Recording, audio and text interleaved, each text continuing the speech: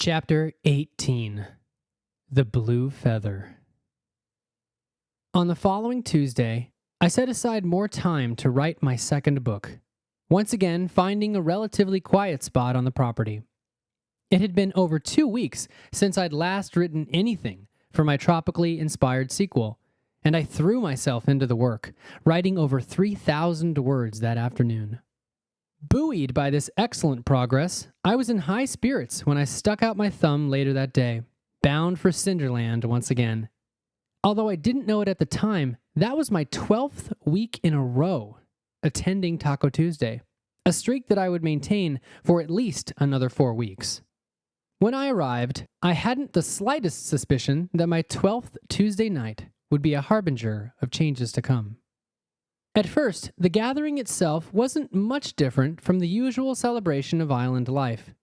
By that time, hearing the unrelenting drum music felt like hearing the heartbeat of the jungle itself, as natural as my own, and I reveled in the sense of connection to everything around me.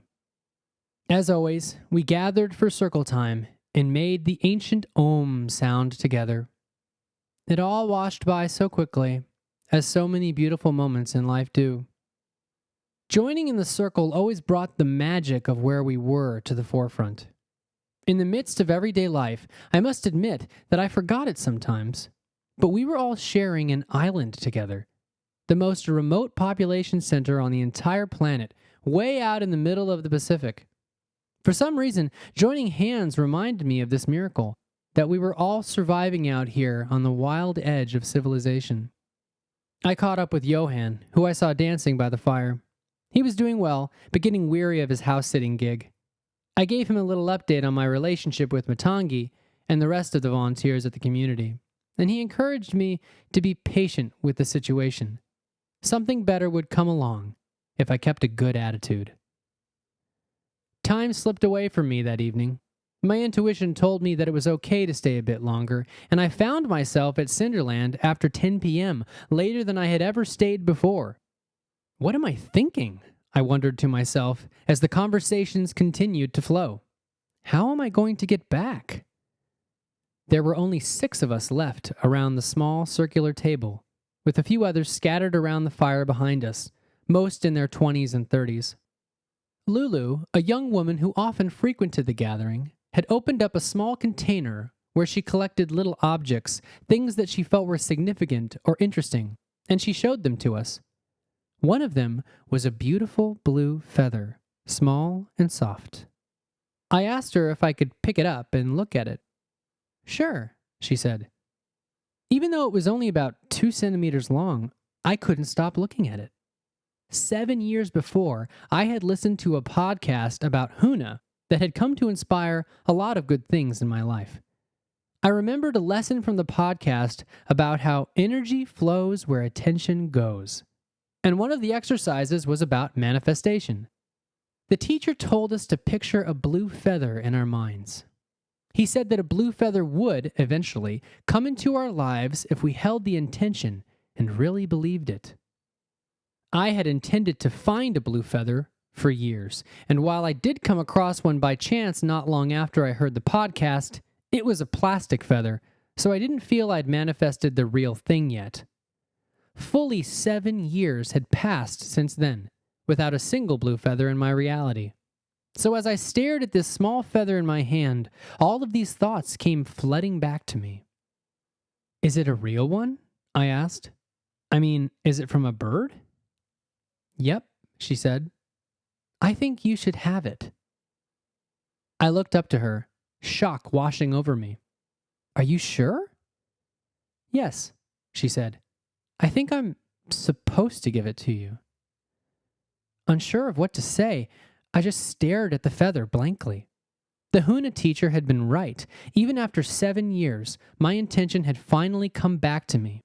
I had manifested a blue feather, and I got the strangest feeling that the island itself was sending me a message. I carefully pocketed the feather and at last felt that it was time for me to go. And, to my incredible luck, one of the 6 people around the table was heading my way. I would never stay so late at Cinderland ever again, but in that instance, I felt so grateful that I'd listened to my intuition and lingered for a while longer on that warm July night. Perhaps it sounds somewhat delusional, but from then on, I felt as if, somehow, the island itself cared about my well-being. I had a new ally, and things were going to work out, even if I didn't know exactly how. That week, a new couple joined the community, Ivan and Marcia.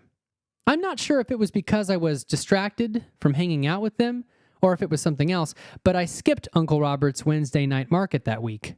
In retrospect, the regular outflow of volunteers was only tolerable because they were soon replaced by new ones. Ivan and Marcia were probably the most interesting couple to volunteer during my time at the community, ultimately providing a useful growth catalyst for us all. To start, we clicked instantly, and sometimes it was tricky to pull myself away from socializing to go write. Still, I managed to maintain a good balance that week, writing over 2,000 words on Thursday, the day before I received a much-needed perspective shift. The following day, I even managed to find time to write about 1,000 words before all of us got to talking again and the plan became clear. Put simply, Ivan and Marcia had revealed to us a few days before that they had dried psilocybin mushrooms, also known as magic mushrooms, and wanted to share some with us. I had thought long and hard about their offer. Besides small amounts of pakalolo, the Hawaiian word for marijuana, which became legal in several more U.S. states over the course of writing this book, I had never done anything one might consider a drug. Even from a young age, I've been exceedingly careful about what I've put into my body. I had specifically avoided tobacco of any form, and to this day, I have never used it. However, this attitude might also be related to my grandfather dying of complications from smoking. Perhaps that is why I had complex feelings about taking a psychedelic compound, even with the guidance of Wayne, who had shared many stories about his experience with magic mushrooms and had only positive things to say about them. Sure, some of his stories involved what appeared to be elves spouting syntax from their mouths in a wild rainbow of colors, but that was his experience. Perhaps I would get to commune with dolphins. The possibilities felt endless. I want to be abundantly clear that in this book, I do not advocate or recommend the use of any substance except air and water. Pretty much everything else is up to the individual. And when taking something new, one should definitely talk to one's doctor. The psilocybin found in certain mushrooms is a powerful molecule and should be used responsibly. Initially, I had second thoughts about sharing this experience publicly. However, I have strived to tell the story as honestly as possible, and I see no good reason to censor myself on this point. What follows is my subjective experience, and I offer it to the world in the hope that readers will find it useful. Probably due to the fact that it was the middle of the summer, the amount of volunteers on the property had reached an all-time low in July. In fact, I can only recall one or two other people at the community, besides Ivan, Marcia, Wayne, Anne-Marie, myself, and Greg. So we found it relatively easy to discuss what was to be done about the non-trivial amount of dried mushrooms they had freely offered to share. Understandably, I had lots of questions. What would I see? Would I pass out? Would I get brain damage? These were the questions I had been trying to answer via the internet for a good portion of the week. And from lots of cross-referencing of trusted sources, I grew satisfied that, as long as I had less than a couple grams, any risk was exceedingly minimal. I learned that psilocybin was produced by more than 200 species of mushrooms, and there was strong evidence that various genres of mushrooms had been used for thousands of years in religious ceremonies, rites of passage, and initiations. There are many ancient rituals around certain psychedelics, often connected to a coming-of-age event or other initiation. In this way, such mushrooms aren't so different from ayahuasca, a plant-based compound used to produce what is often referred to as a visionary state of mind. Over the past few decades, interest in these ceremonies has steadily increased. and the use of psychedelic substances in psychotherapy and as treatment for depression has gained momentum across the world, including the United States. Of course, when handling any substance, psychedelic or not, one should use it responsibly. And I had many conversations with Wayne about how we could best set things up to have a good experience with the mushrooms. He said the jungle environment was actually ideal. While in an altered state of mind, being surrounded by positive influences has a big impact on one's experience. Pretty much the only thing I didn't like about his advice was that he warned me that I might have to vomit. He stressed that if I did throw up, it was actually a good thing, and my experience would become even more vivid. Like most people, I don't enjoy vomiting, and the thought of running to the toilet while in an altered state of mind made me nervous. Still, out of the 5 people there, at least 3 of them had used psilocybin mushrooms in the past and had reported positive experiences. Wayne himself had used them at least a half dozen times, and his confidence helped put me at ease. We found a place to sit near the edge of the property, and Ivan opened up a small brown bag and poured out a dried substance onto a plate.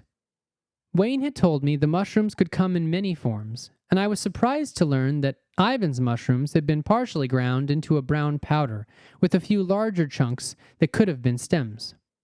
Wayne confirmed what I'd asked for, just a gram, which everyone agreed was a very small dose, even for a first-timer. He measured out a gram and gave himself and Anne-Marie about 1.5 grams each. Greg, Ivan, and Marcia followed, eating the powder in a single bite with a silver spoon we'd got from the kitchen. I glanced down to the powder in my spoon. Before I took it, I closed my eyes and inhaled deeply, listening carefully to my intuition. I felt no hint of menace or danger. If I had, I wouldn't have proceeded. This day was going to be a growth experience, I decided, and ate the powder. To my surprise, it tasted like dry cacao, the precursor to chocolate. I swallowed it, feeling almost as if I'd eaten a small amount of sawdust. Then I took a big drink of water and sat down. Immediately, I felt like something about the situation was a bit silly, and I paid close attention to my surroundings. For a surprisingly long time, nothing at all happened. I drank more water and talked to Wayne, who said it would take some time. After all, I hadn't had that much anyway. Then my stomach grumbled, and I felt vaguely odd. Across from me, Greg was already chuckling to himself. Another minute passed. There was no mistaking it. My stomach was churning, no doubt unsure of what to do with this unprecedented type of molecule. For as long as I can remember, I've had a sensitive stomach, so I wasn't surprised at all. But this was a growth experience, and my friends supported me. If I had to run over to the bushes and vomit in the jungle, then I would. Either way, I would be okay. Time felt weird. I looked down to the green at my feet. The ground was moving. The pattern itself was swirling in a rather bizarre and beautiful way. Yet another part of my brain knew that the ground wasn't moving at all. Interesting, I thought. It must be working. Wayne, I said, I think the ground is cycling through colors or something. Do you see that? He chuckled. Yeah, man. Just take it easy and enjoy yourself, okay? My stomach tightened, and I felt sicker. Zarking fardworks! This whole experience is going to be tainted because I have a sensitive stomach, I thought to myself. Stupid genes. Stupid stomach. For some reason, I had trouble looking away from the ground, and I felt my sense of time blur around me. I took another drink of water and coughed. The water seemed to make my stomach even more upset. Wayne, I feel like I have to throw up. I turned to him, and his face seemed more vivid than before, crisp. He'd said something about how it would pass in time. I just had to stay calm. I looked up to Greg, who was laughing quietly to himself, seemingly in his own little world. I wasn't surprised. I looked over to Anne-Marie, who was talking to Wayne about how obvious something was. Yes, she said, it makes so much sense. What makes sense? I asked. She laughed, saying how it was a long story, but perhaps she would explain later. The colors on the ground were swirling in bright patterns. It was as if the ground itself were made of something between a solid and a liquid, both, yet neither. I looked over to my hands and realized I was gripping the lawn chair tightly. I consciously relaxed my hands, taking a fresh new breath. Then I was going to throw up. There wasn't much I could do about it anymore. Wayne, how long does your stomach usually stay upset? Take a deep breath. It'll pass. And if it doesn't, it's okay to throw up. We're in the jungle, he chuckled. Don't worry. I inhaled, struggling to calm my stomach. Andrew, Ivan called out, can you come over here? He was standing farther away from the group than he had been before, and I carefully got up and approached him, feeling my balance waver as I walked over. Hey man, what's up? Are you okay? I asked ironically. Are you okay? He said. Do you want to go for a short walk? I think it might help you. I paused. Yeah, I think that sounds like a good idea. Where do you want to go? Let's just head down the road. I'll lead the way. Okay. On some roads, I might have been concerned about traffic, but this particular road had about one car every blue moon, so I wasn't worried. We followed the road in silence at first, just looking up at the fractal trees around us. As I glanced up at the towering albizia trees around us, their branch structure was simplified. And in this simplified way of seeing them, the fractal pattern of their growth was obvious to me. Each branch sprouted as a part of a mathematical formula that the tree was running, encoded by its DNA. The tree branches couldn't help but grow in this pattern. Each smaller part of the branch had the same pattern as the larger part, lavished with an abundance of green all around, and I was humbled by this new perspective of its beauty. Do you see it? The trees are fractals, I said. He nodded, agreeing with me. This island really is special, you know. I've only been here for a few months, and I already love it. I turned to him. So why did you pick Hawaii to visit if you didn't know anyone here? This is your first time here, right? Yep, he nodded. Well, Andrew, to be honest, earlier this year we had a close friend pass away. He was pretty young, and it was a shock to us. Oh my gosh, I'm sorry. His passing kind of woke us up to how short life is. Marcia and I have always felt drawn to Hawaii, and when he died, we knew we had to come here, while we still could. You don't know how long you have, Andrew, and you need to do what's in your heart while you can. His words hit me hard. The truth of his story was like a gut punch, and I swallowed, trying to digest it all. You're right, I inhaled deeply. Well, you made the right choice in coming while you could. This island is the most magical place I've ever been to, and I've been all over the place. Somehow we were only halfway down the road, even though it felt like we'd been walking for an hour. Of course, time dilation was a common side effect of these mushrooms. Moving ahead felt like moving through a never-ending tunnel of albizia trees, as if it had no end. But eventually, we did reach the end and turned around. Mostly, I got caught up in the stunning fractal patterns of the trees.